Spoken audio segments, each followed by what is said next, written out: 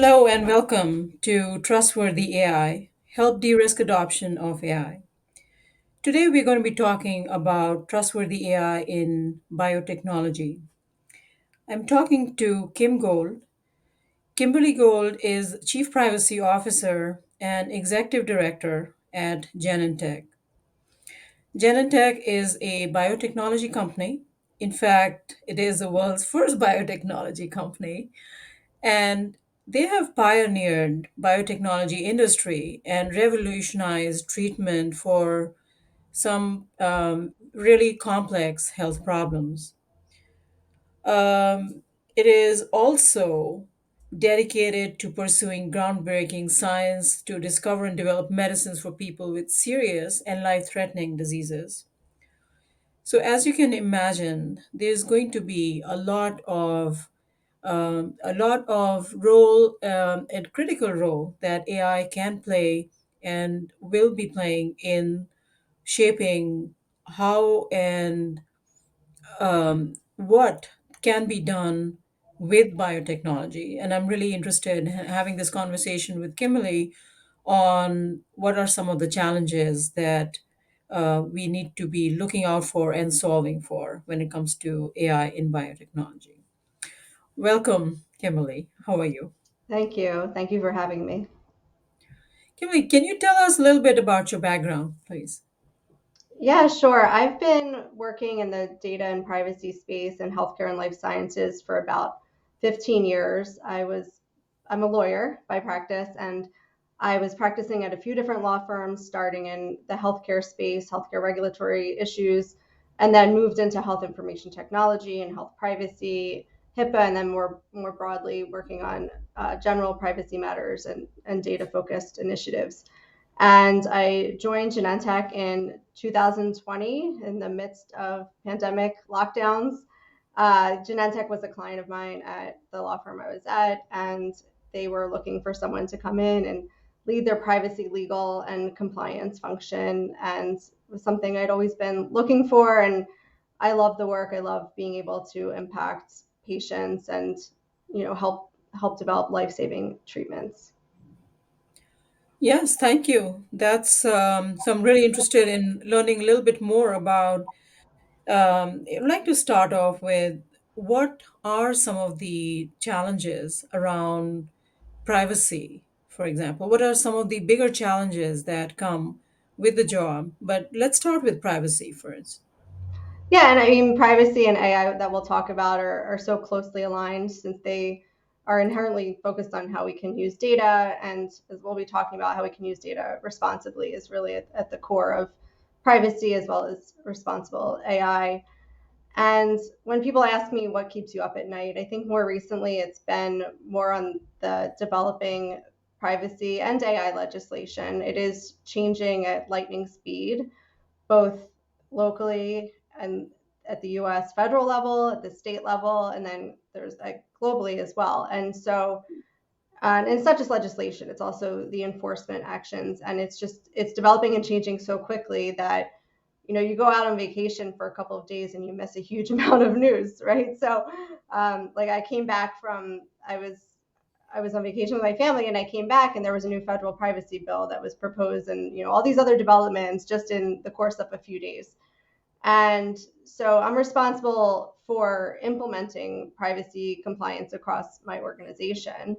And you can imagine how challenging it can be to develop a privacy program, but also constantly monitor and enhance and change and improve the privacy program in real time to account for this changing privacy legislation and policy, and helping the business understand what the priorities are when it comes to privacy risk, as well as one of the fun parts of being in privacy and being in data is that it's more of a business enhancing role. We get to help our business clients innovate and help them find practical solutions.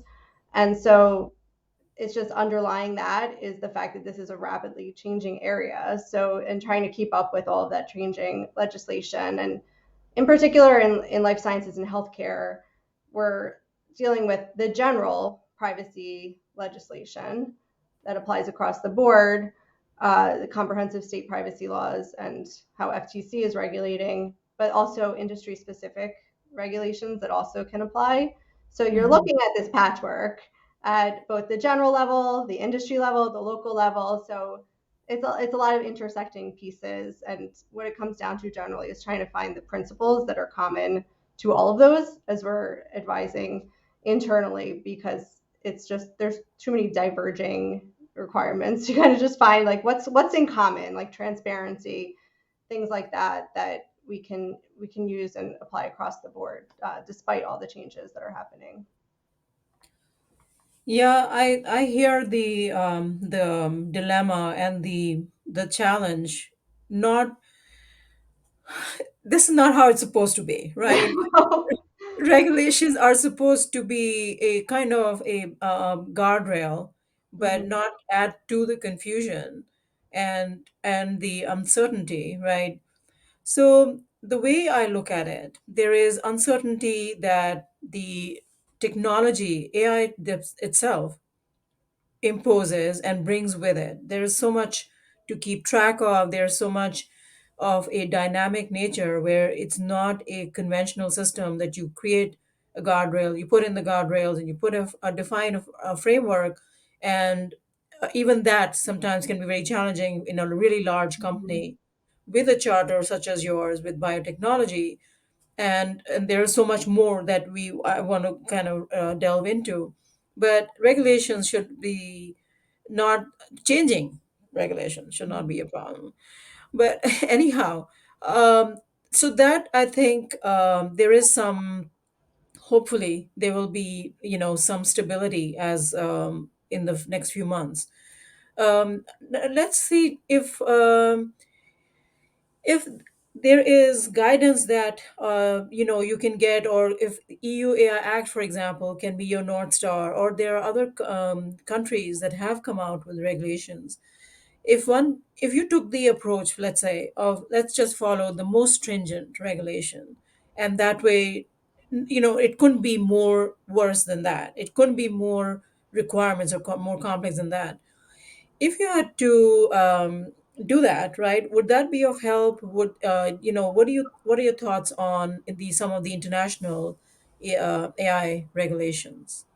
Yeah, that's a great question, and it was a similar question that came up when GDPR went into effect from a privacy perspective, and around the world, the question came up: well, should we apply the most stringent standards? Should we apply GDPR across the U.S.? And ultimately, it doesn't always make sense, and it can inhibit innovation in some Okay. cases. So I think, and I'm part of industry groups that benchmark too, and we try to discuss and find, so that we're kind of applying similar approaches. And it seems like in general for privacy, and I think AI as well, a lot of companies are adopting this approach of finding these common principles, and then for local jurisdictions that are much more stringent, applying the more stringent regulations, but only where it's going to make sense. So if you take the most stringent regulation, let's say it existed in some foreign country, I can't name it right now, and applied it across the US, for example, and the US didn't actually require that, and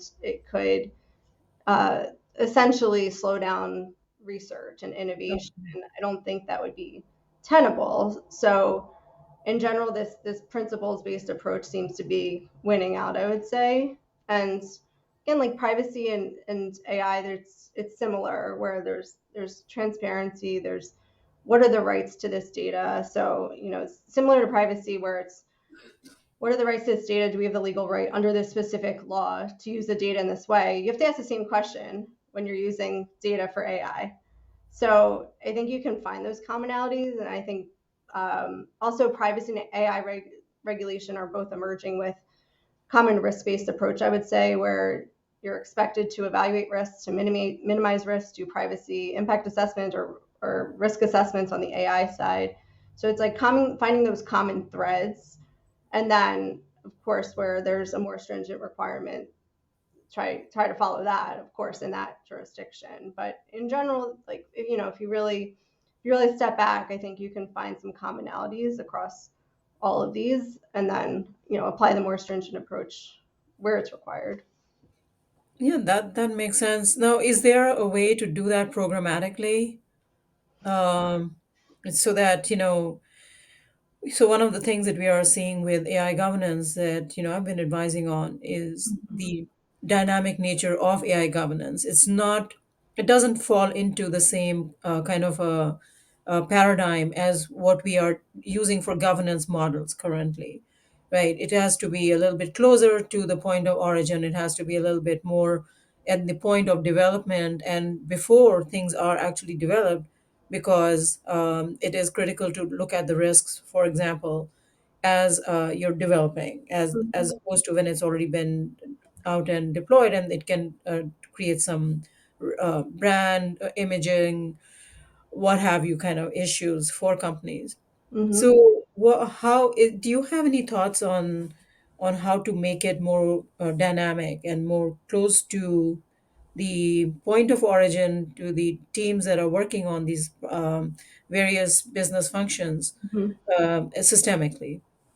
Yeah, and it's such a good point though to have it built in from the beginning, because another remedy is algorithmic disgorgement. If from the start you're building AI using data that you shouldn't be building AI on, that you don't have the right to do that, the whole thing has to go, maybe have to go away.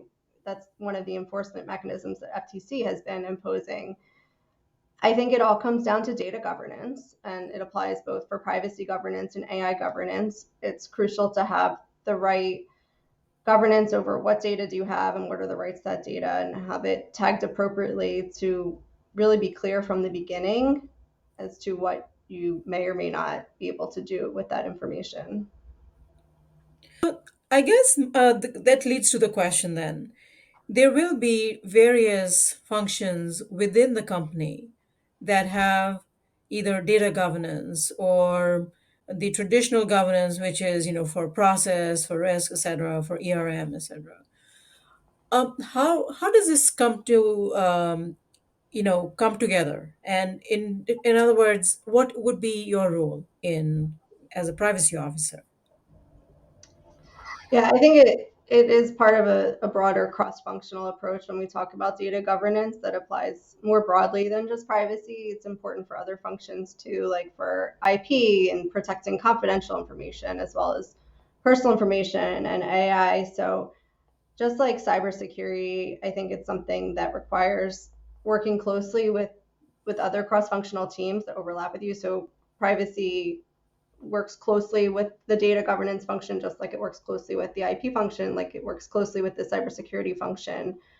Okay. And it's important that we are able to build in the appropriate privacy controls and requirements in a data governance system. And then there's broader items that may be required for data governance, like data retention, which is aligned to privacy, but sometimes broader because it can apply to not just personal data, but be important for confidential data as well. So I think it just requires this teamwork approach, like most things in privacy. And it's one of the fun parts of being in privacy, I suppose, that we get to work across a lot of different functional teams.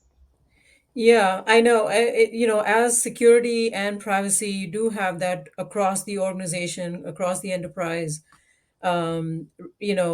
capability and visibility, and from for you to them and for the business to you, right? Both Mhm. ways. Like you mentioned in the beginning, right? You go to sleep and you get up, right? In that 8 hours is almost a lifetime now. There's so much happening every second sometimes, and it's some not only exciting, but it can be overwhelming. And it also, when you're managing the risk and when you're looking at it from a privacy perspective, a AI risk perspective, there are a lot of things to take into consideration. And I feel the more systematic it is and there is a process around it, the more um, you know comfortably you can sleep at night, for example, right? Because otherwise there's no way to really handle one-off kind of risks. Right. um, what are your thoughts on adopting LLMs in your enterprise and in a responsible fashion? about adopting responsible AI elements throughout the organization. Is that? No, just large language models and generative AI. What are your thoughts on, some companies, for example, have forbidden the use of generative AI, right? Or ChatGPT, for example. Some are saying you cannot use LLMs. Is that the approach you're taking? Because there's also the risk then if you don't adopt it, you could be giving your competitors an advantage. So I'd love to hear your thoughts on that. Oh yeah, sure.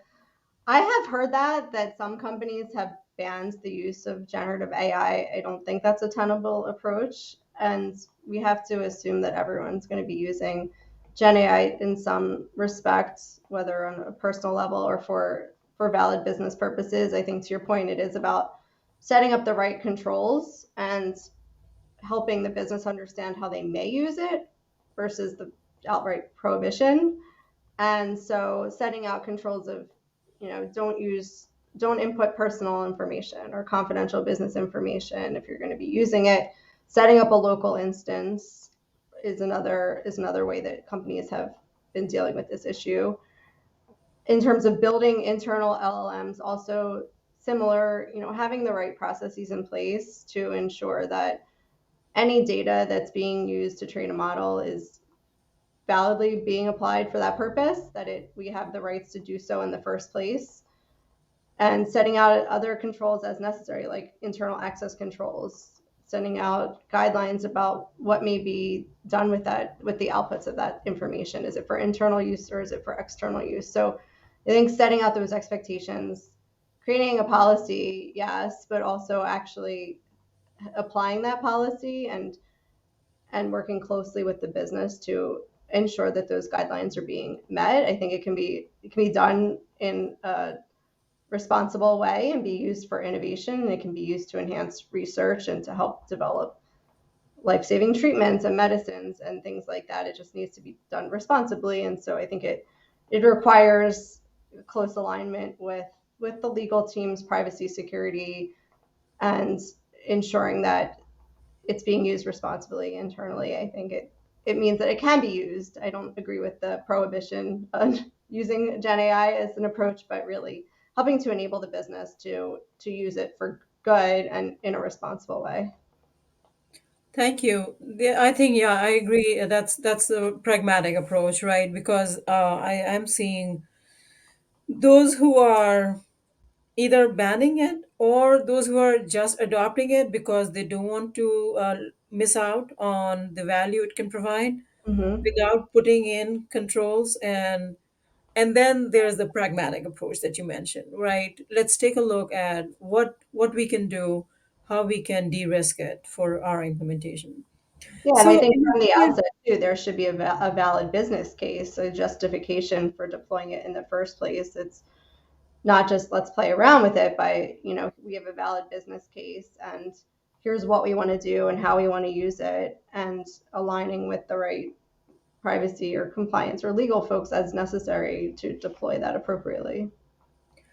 yes, I agree, and thank you. I agree with that. Um, so I think the way, if I was to sum up our conversation from the challenges perspective, one is the dynamic fluidity of the regulations. And once that stabilizes, at least, and hopefully that will happen soon, that should give, some reprieve, right, to those who are in your position. This is a very difficult role to fulfill.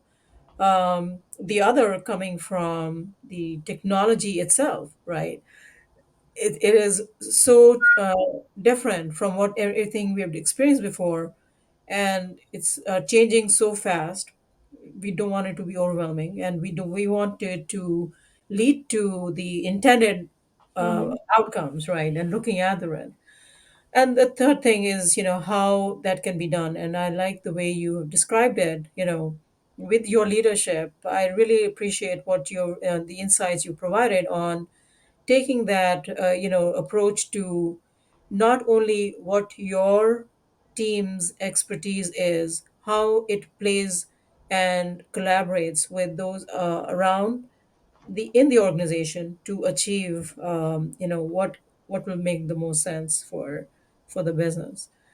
Are there any? Is it? Did I miss out anything? Are there anything that you any concluding thoughts that you'd like to add?